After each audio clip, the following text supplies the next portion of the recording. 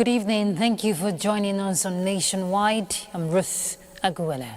The Minister of Agriculture and Food Security, Abubakar Kyari, has said the government is preparing the third phase of the presidential fertilizer initiative. The minister stated that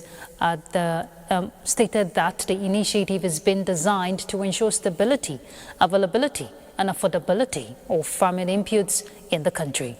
Abubakar Kyari also explained that private firms will drive the initiative, with the government providing the enabling environment.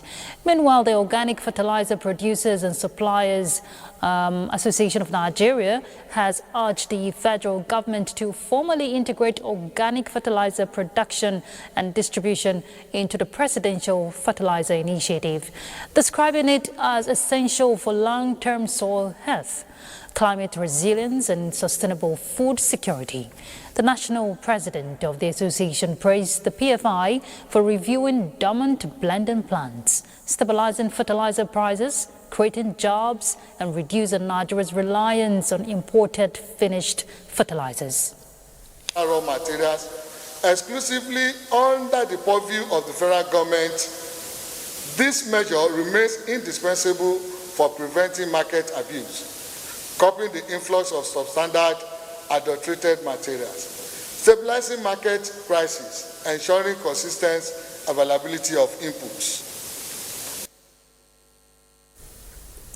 The Lagos State government has taken another major step towards improving food and nutrition security with the unveiling of a bio-fortified blending machine and the launch of fortified eco rice. Now, the initiative unveiled at the Lagos Rice Mill in Imota is designed to tackle growing micronutrient deficiencies and enhance the quality of rice consumed by millions. Joy Ken Akpabuya will tell us more.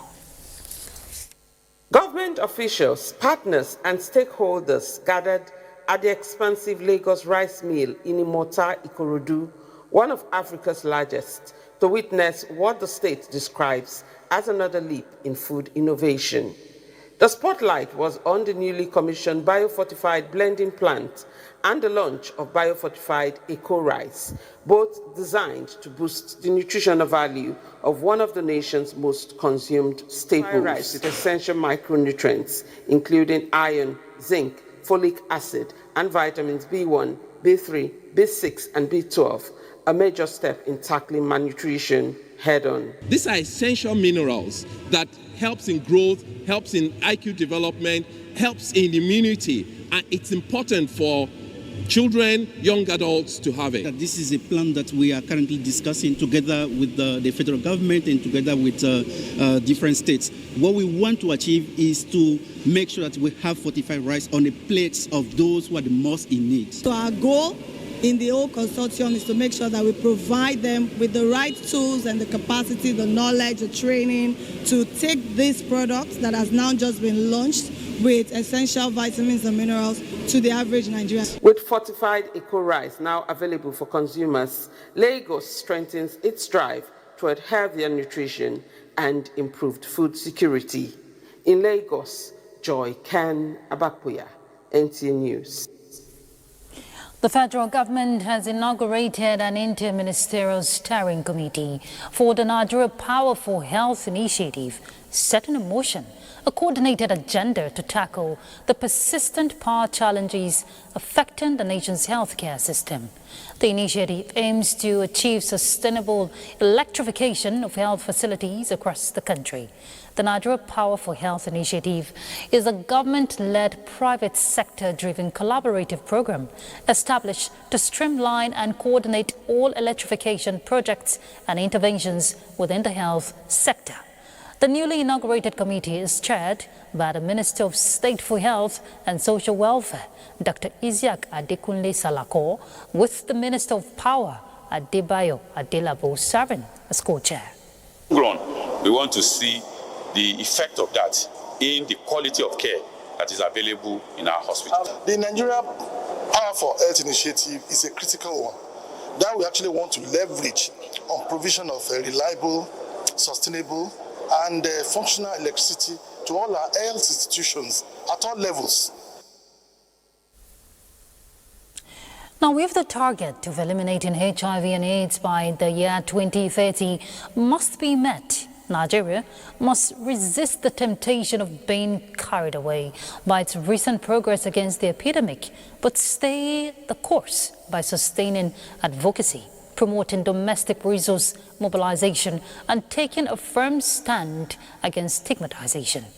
Nigeria's First Lady Oluremi Tinubu stated this in a keynote address at the 2025 World AIDS Day celebration organized by the National Agency for the Control of AIDS at the banquet hall of the Presidential Villa.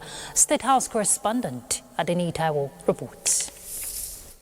In spite of its high burden of HIV/AIDS, Nigeria has acquitted itself well, scaling up prevention, treatment, and care of the epidemic, even in the face of dwindling donor funding, policy shifts, and uncertainties. Under President Bola Ahmed Tinubu, Nigeria is on its way to eliminating HIV/AIDS as a public health threat. Among many other gains, the 46% decline in new HIV infection recorded in the last decade was celebrated by stakeholders who gathered to mark this year's World AIDS Day under the banner of National Agency for the Control of AIDS, NACA.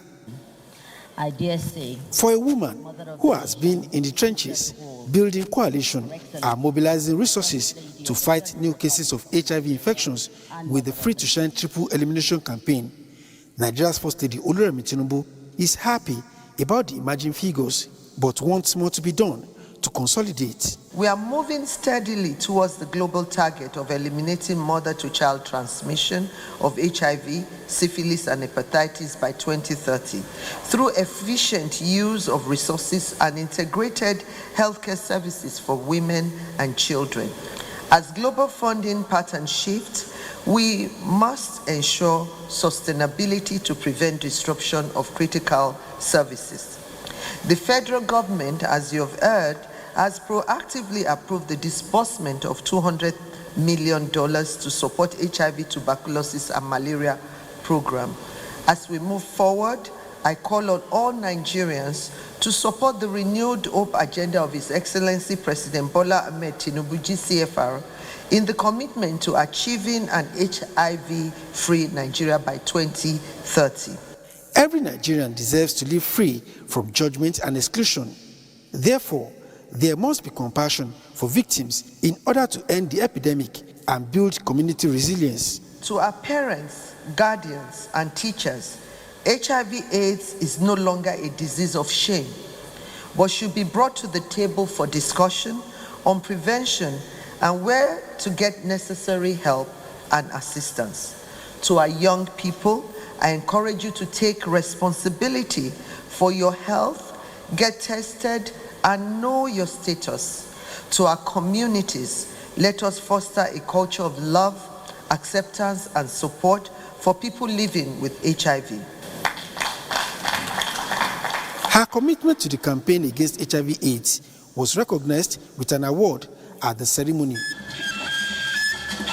From the banquet hall of the Presidential Villa, Adeni Taiwo, NTA News.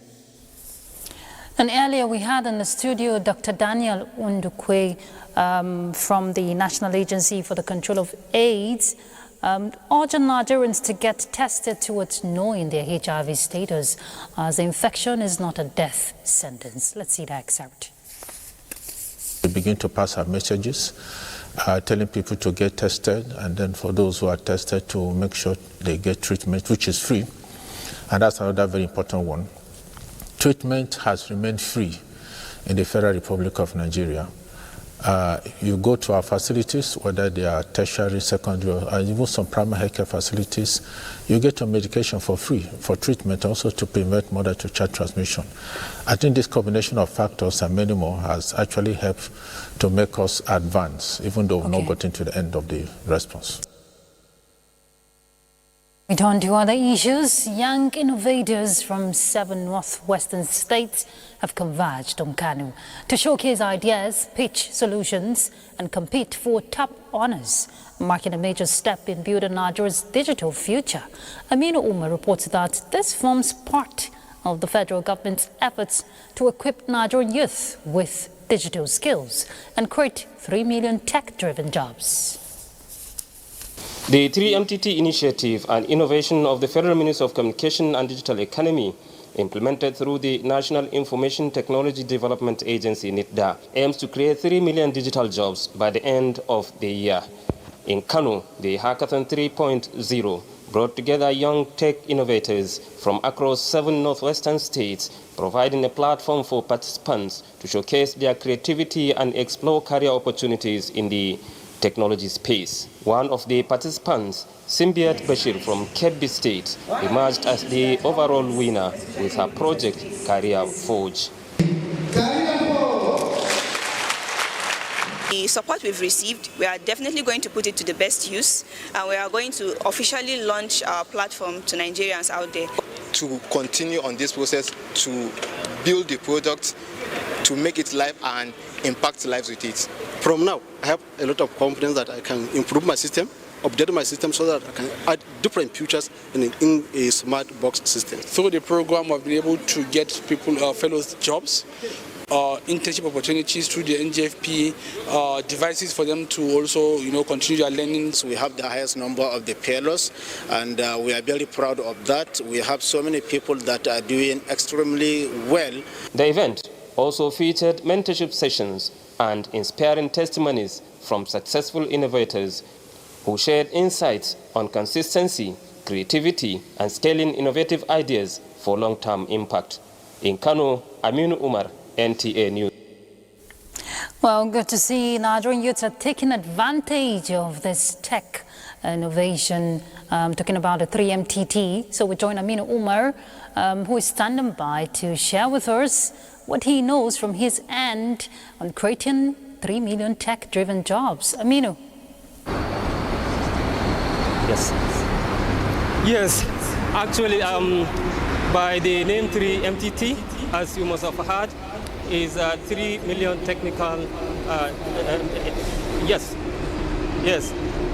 So me, myself, when I had that 3 million jobs, and to create 3 million jobs before the end of this year, I was actually in doubt. But when I saw what the guys are doing, actually I believe even more than 3 million jobs can be created, because each and every individual, if you pick his project, those that were able to bring out apps, softwares, those softwares that are actually needed, because the softwares, they looked at the issues of environment and health sector and education, and both the three of them, they were actually great ideas. It was only the three that were lucky to succeed. But if you look at their innovations, they themselves, those that were able to put down something like that to create those apps and softwares, they can create jobs themselves. So if you calculate the number of jobs and the people that are able to participate in the program, yes, cumulatively you can get more than 3 million before the end of this year. And one interesting thing with the program, when I participated or I covered the event, I understand that there is serious inclusion, because I got to know that the youth population, they are both male, young men, women, and people with special need, because I picked interest in some of the people with hearing impairment. I saw them interacting during the course of the program. Actually, it interests me. Thank you so much, Aminu. It just shows that Nigeria's digital future is on the right path with the enthusiasm we saw in that report. Thank you very much. Our correspondent there, Aminu Umar. Let's get to Lagos. Hingino John Adams is set for us. Hingino.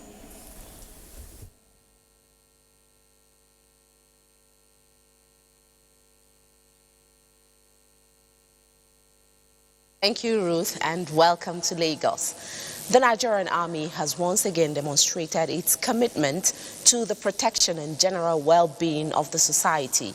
This came to the fore during the two-day community service carried out by officers of the Nigerian Army Headquarters 81 Division through 65 Battalion, Bonny Cantonment, an initiative of the General Officer Commanding 81 Division Nigerian Army, Major General Farouk Mijinyawa.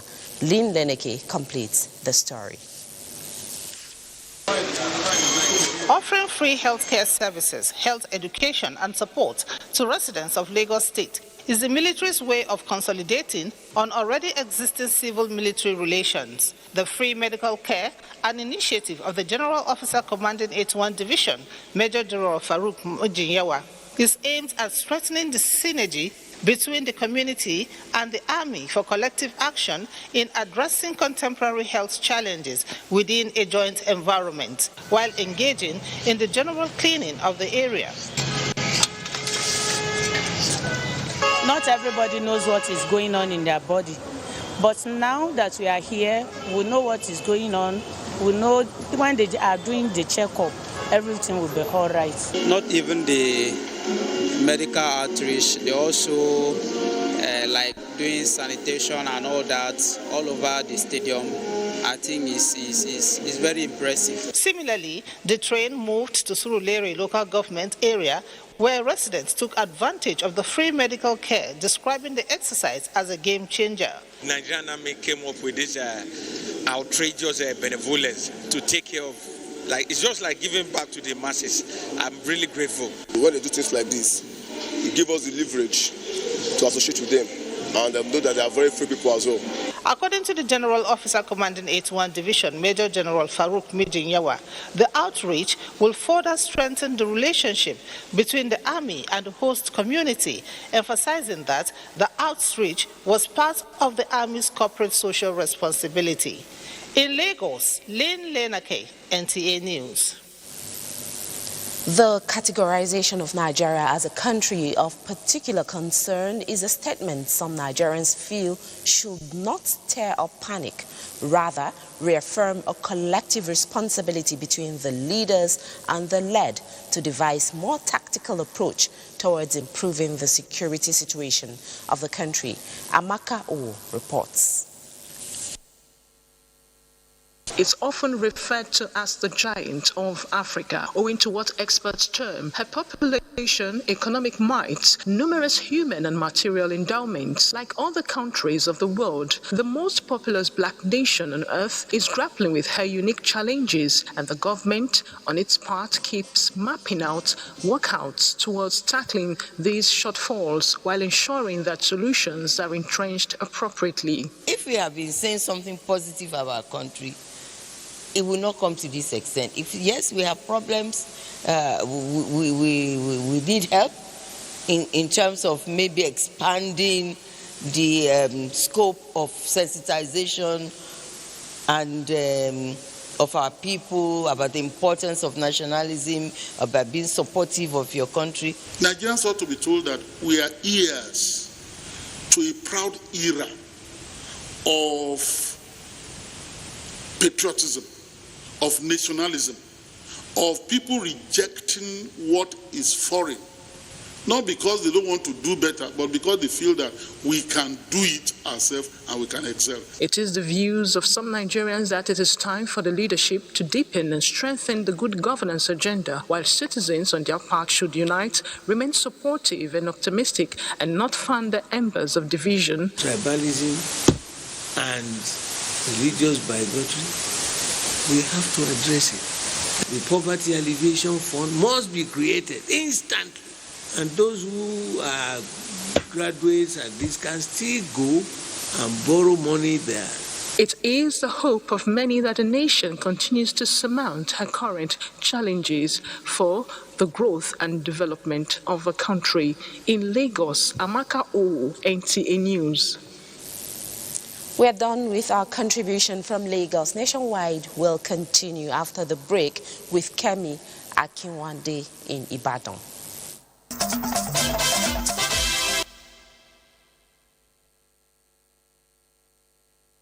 Here in Ibadan, a warm welcome. The convergence of gynecologists and obstetricians from across the country in Ibadan was to deliberate on ways to achieve the highest possible standards of physical, mental, reproductive and sexual health for women all through their lives. The discussion was brought forward at the 59th Annual General Meeting and Scientific Conference tagged Oluyole 2025 of the Society of Gynecology and Obstetrics of Nigeria held in Ibadan. Correspondent Rofia Animashaun Badmos has the details. The conversations was to showcase contributions and efforts towards strengthening reproductive health and supporting safer motherhood across Nigeria.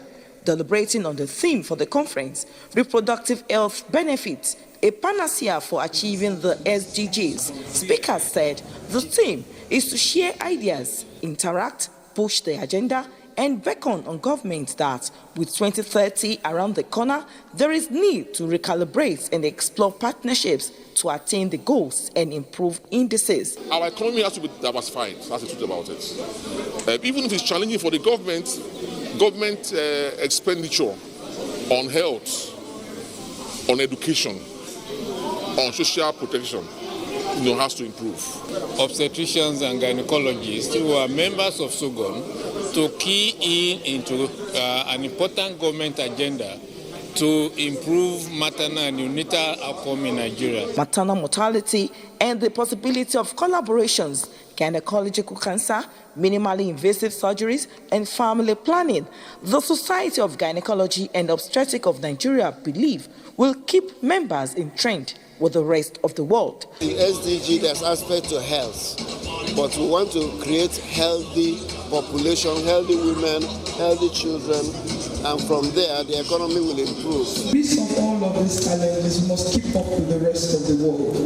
So despite this, the potential for the successes of minimally invasive surgeries will ensure we stay abreast with the rest of the world. The conference featured presentation of SOGON Award to distinguished personalities and induction of over 100 new SOGON full members.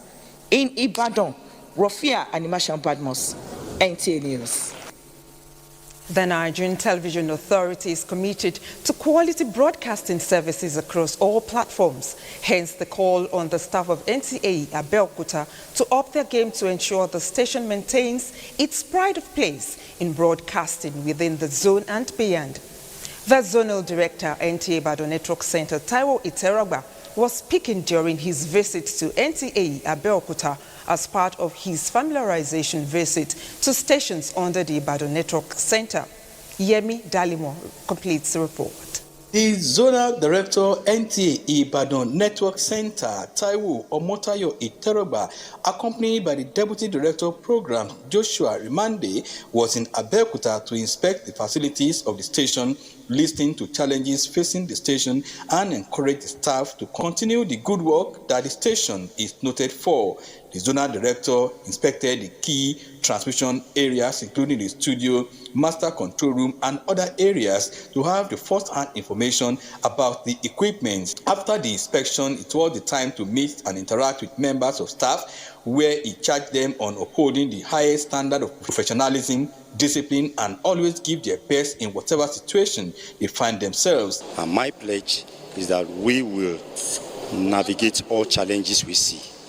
And in the course of time, we'll be able to attend to them and to bring back NTA Abeokuta optimally. General Manager of the station, Kehinde Onoda, who was elated at the visit, says the visit brings a message of hope and joy to both the management, staff, and viewers of NTA Abeokuta. It's come to reassure us of a better operation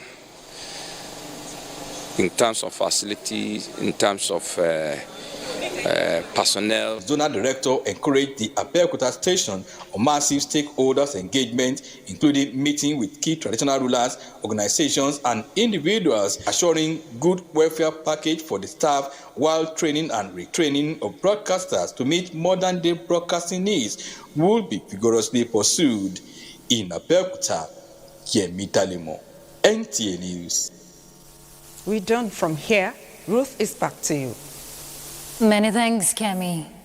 As part of the ongoing commemoration of 16 days of activism against gender-based violence, the Development Research and Project Center has released findings from a new study on digital threats faced by women in Nigerian politics. Momso Damian Detti reports. Minister of Women Affairs and Social Development, Iman Sliman Ibrahim, to the glory of God and to the benefit of humanity. DRPC, in collaboration with Advancing Learning on Gender Norms, is marking this year's 16 days of activism by launching this report on digital threats to women in politics. There is a perpetuated gender norms that frames technology-facilitated gender-based violence as part of politics. So women are expected to be able to bear the roughness of politics when these abuses are targeted at them. There is an opportunity now with all of the parties who are at the point of reviewing their constitutions to begin to understand the concept of technology-facilitated gender-based violence and put in provisions for gender-based violence. It's about the actual implementation and changing the mindset, within the populations on how best we can leverage opportunities, we can leverage challenges within women and have them to be key players in progress. The message of the Minister of Women Affairs being presented. By engaging with this report, we take a strong step towards strengthening our protective systems, deepening accountability and enabling safer political participation. The evidences, insights and recommendations in the report are to help shape policies just as the challenges are evolving. Momso Damian Ati, NTA News. All right, let's get to Kaduna to join Umar Mohammed Ajengi. Umar? Here in Kaduna, Ruth Agwele. The 19 northern state governors, together with traditional rulers led by the Sultan of Sokoto, have convened a meeting to address key challenges affecting the region. The meeting, which is currently ongoing, focuses on issues of insecurity and the rising number of out-of-school children in the region. The 19 northern states governors, together with traditional rulers led by the Sultan of Sokoto, arriving for a meeting to address key challenges in the region. The meeting focuses on insecurity, the rising number of out-of-school children, poverty, and the need to strengthen good governance across the region. We must once again commend His Excellency, President Bola Ahmed Tinubu, for his strong leadership and steadfast commitment to Nigeria's security, sovereignty, and territorial integrity. We hereby affirm our collective resolve to work closely with the federal government. Kindly permit me to reiterate the imperative of state police. Nigeria's centralized policing model can no longer meet the demands. As we begin our deliberation today, I urge us to speak frankly. And I believe as leaders, we need to really come up, as the governor of Gombe said, honestly, tell ourselves the truth. But I want to assure you, Excellency, the governors, we are 100% with you in this drive. It is expected that at the end of their meeting, they will identify a sustainable and long-lasting solutions to the security threats and other developmental challenges confronting the region. The Kaduna State government has secured 39 convictions on gender-based violence-related cases. The Commissioner for Women Affairs, Rabi Salus, disclosed this while leading a group on a roadwalk to mark the 16 days of activism on gender-based violence. Kim Godds reports.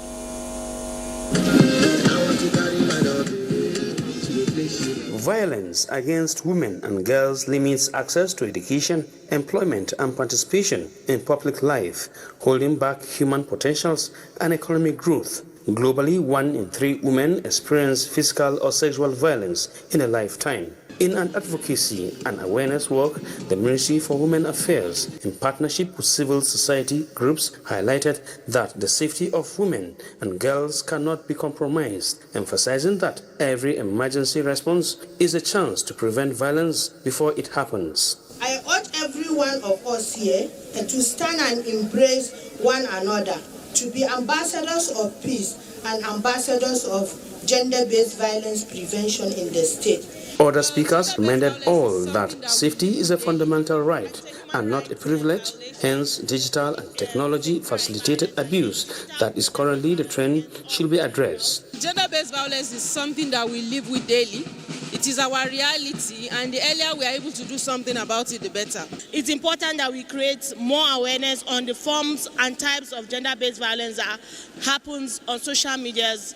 The enlightenment, which commenced from the NEPA runabout, terminated at the government house in Kaduna, Kim Gods, NTA News.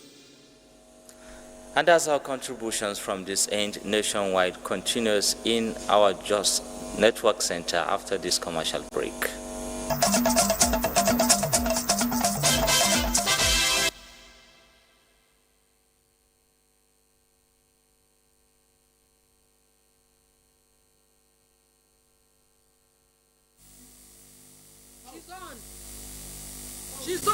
World AIDS Day represents hope and a reminder of the progress made in safeguarding the lives of citizens. He said this at the 2025 World AIDS Day celebration in Jos. NTA and Abuja has details. The yearly event focuses on raising awareness, promoting prevention, and reinforcing commitment towards ending the HIV/AIDS epidemic, with the theme Overcoming Disruption, Sustaining Nigeria's HIV Response. Governor Mutfwang representatives stressed the need to strengthen existing structures and ensure continuity of HIV services. No clinic under my watch should turn a patient away because of stock out. We are building a resilient supply chain. In line with the theme, keynote speaker Professor Christian Isiche underscores the importance of sustaining progress made on HIV response.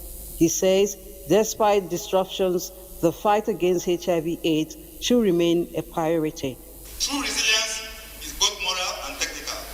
It means protecting the vulnerable, even when resources are scarce. Plateau State Commissioner for Health, Dr. Nicholas Bamlong, and the Executive Director, Plateau State AIDS Control Agency, PLACA, Esther Turaki, lauded the collective resolve to overcome disruptions and sustain the momentum in the fight against HIV/AIDS. His Excellency approved for PLACA to do whatever it will take for them to ensure that the communities are reached with testing and treatment. Currently, we have over 47,000 people that are actively on HIV treatment in the state.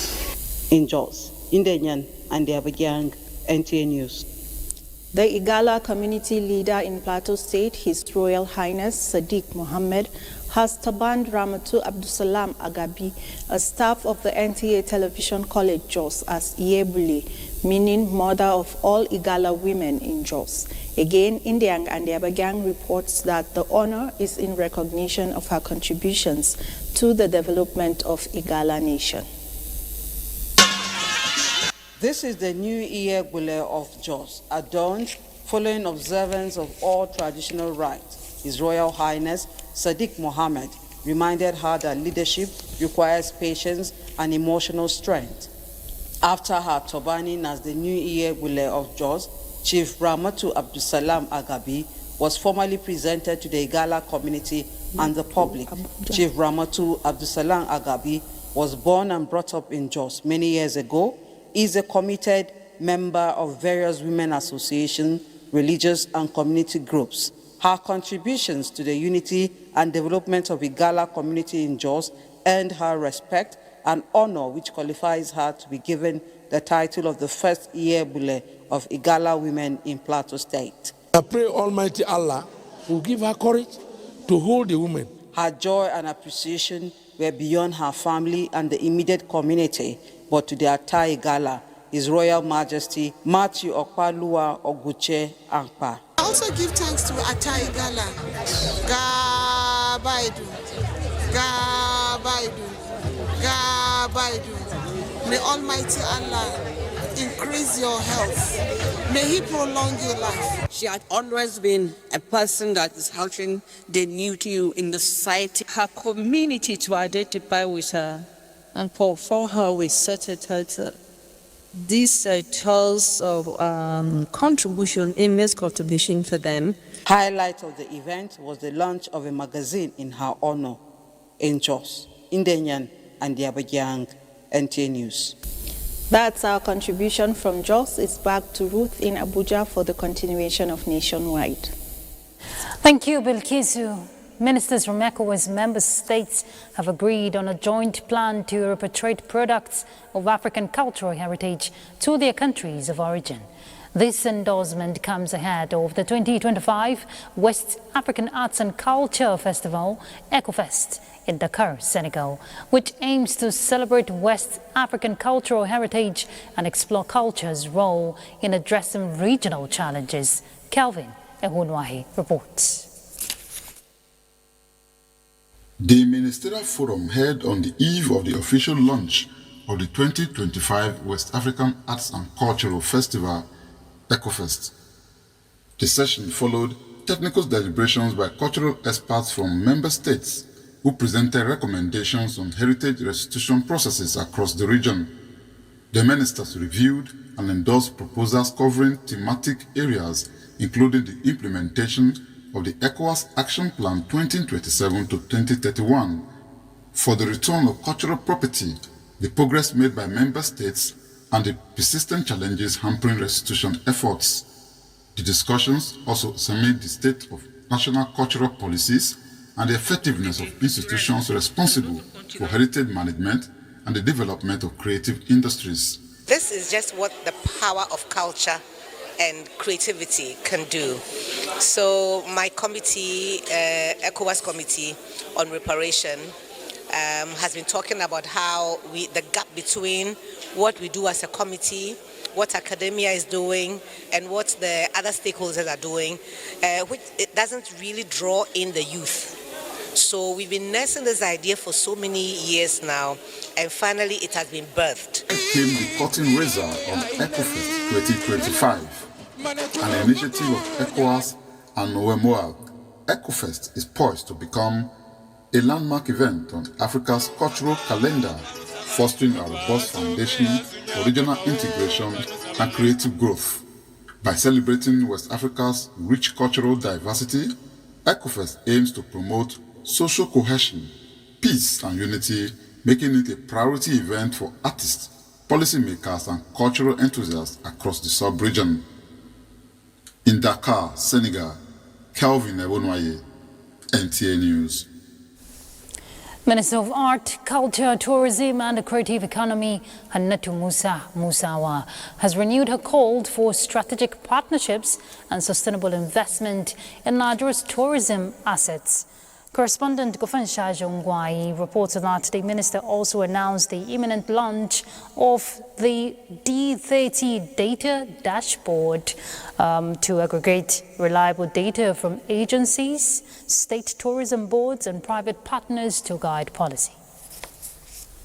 The Nigerian Tourism Investors Forum and Exhibition 2025 brings together stakeholders, investors and policymakers to explore opportunities and challenges in the tourism industry. The event also aims to position Nigeria as a top global destination for tourism, culture, and businesses in Nigeria. Together we can transform Nigeria into a global destination hub where culture meets commerce, tradition meets innovation, and where our diversity becomes a source, and it is, a source of pride, a source of unity, a source of prosperity, and a source of global black identity. The tourism transformation mandate belongs to all of us, and its success will be measured by our collective resolve to build a sector that works growth and compete globally. And the only way we can let the world know about the numerous assets that we have as a nation is to use storytelling to tell the world about these assets. The minister also highlighted the establishment of a creative and tourism infrastructure corporation CTCO, approved by the Federal Executive Council as a dedicated special purpose vehicle to close infrastructural gaps across the sector. In Abuja, Gufanshachi Ogwanyi, NTA News.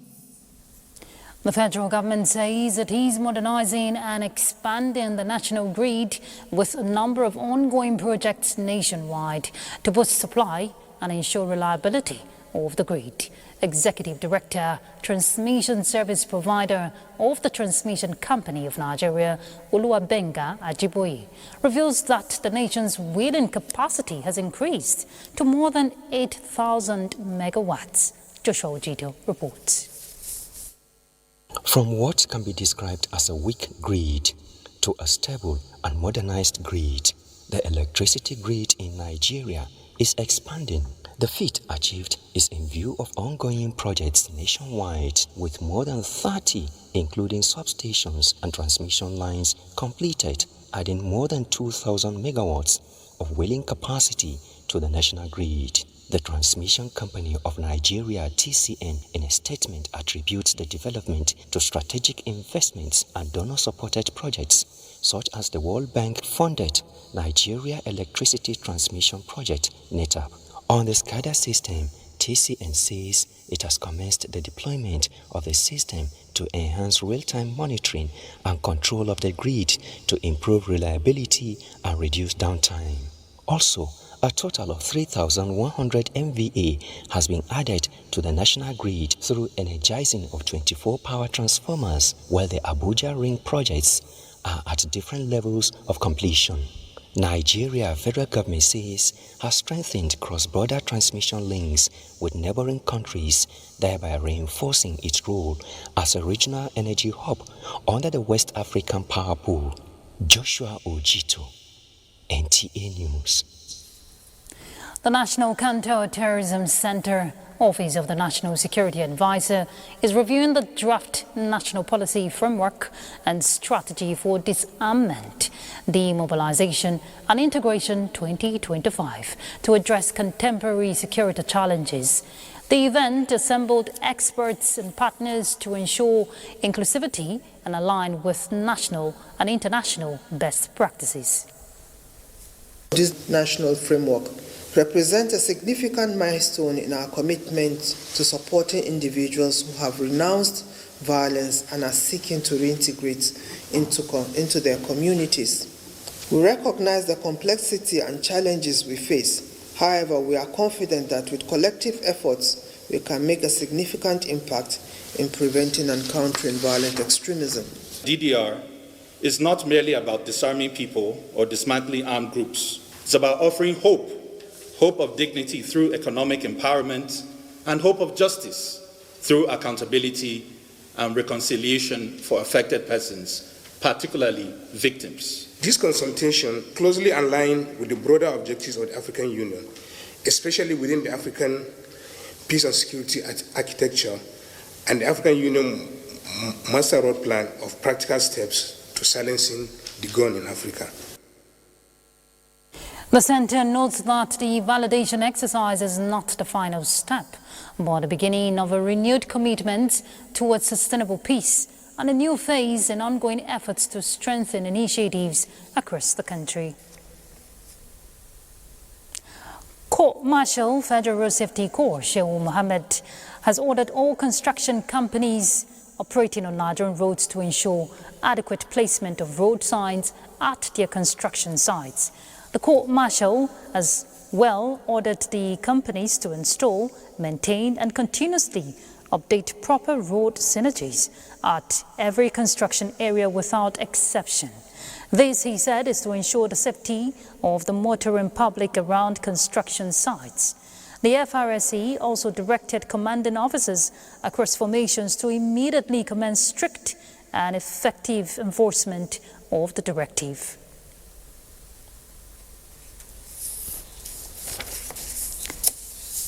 The Reverend University of Maiduguri has achieved its core mandate of providing the teeming Nigerian population with the opportunity to obtain bachelor's degree in any field of endeavor, in addition to addressing the challenges in obtaining Western education, especially within the Northeast region. These were the views of personalities during a special lecture held to celebrate 50 years of existence of the University of Maiduguri, as well as 25th combined convocation ceremony of the institution.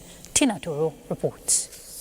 Combined convocation ceremony and 50th anniversary celebration lecture titled The Role of Education as the Anchor for Resilience and Competitiveness Towards Sustainable Development in Disrupted Economy was delivered by former Executive Secretary TED Fund, Professor Suleiman Elias Buguru. He noted that trends and evidence of the role of education and application of knowledge in contemporary world is undisputed.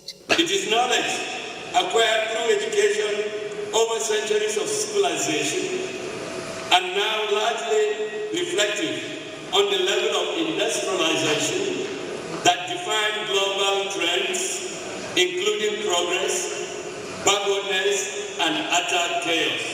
Professor Buguru further stated that the first step in building a national knowledgeable economy is to understand the country's strengths and weaknesses, as well as strengths and weaknesses of actual and potential competitors, then articulate the goals and develop policies and investments to achieve them. Other personalities acknowledged the tremendous achievements of the University of Maiduguri since inception, especially in the area of producing competent graduates that have excelled in various fields of human endeavor, in addition to training the younger generation to become productive members of the society.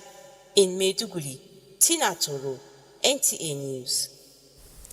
Minister of Finance and Coordinating Minister of the Economy, Wale Adun, leads federal government's delegation on condolence visit to the Bauchi state over the demise of Sheikh Dahiru Usman Bauchi. Muazu Hassan reports. The death of the renowned Islamic scholar and leader of Tijaniya sect, Sheikh Tahir Usman Bauchi, according to the Minister of Finance, is a monumental loss not only to Muslims or Nigeria as a country, but to the entire world at large. While noting the enormous contribution by the late Islamic icon, the Minister Wale Edun highlighted his preaching of peace, unity and understanding among Nigerians, irrespective of any religious affiliation. It's a big loss, and we just pray that the future that he has gone to will be easy for him, and that what he has left behind will be maintained, will be strengthened, and will be sustained. And on that behalf, also thank Mr. President, Commander-in-Chief, President Bola Ahmed Tinubu, for showing so much empathy and sympathy with us. Meanwhile, the federal government's delegation was at the deceased residence to condole his family in Bauchi. Muaz Hassan, NTA News. And that concludes Nationwide. Thank you for your company. Good evening. I'm Ruth Aguela.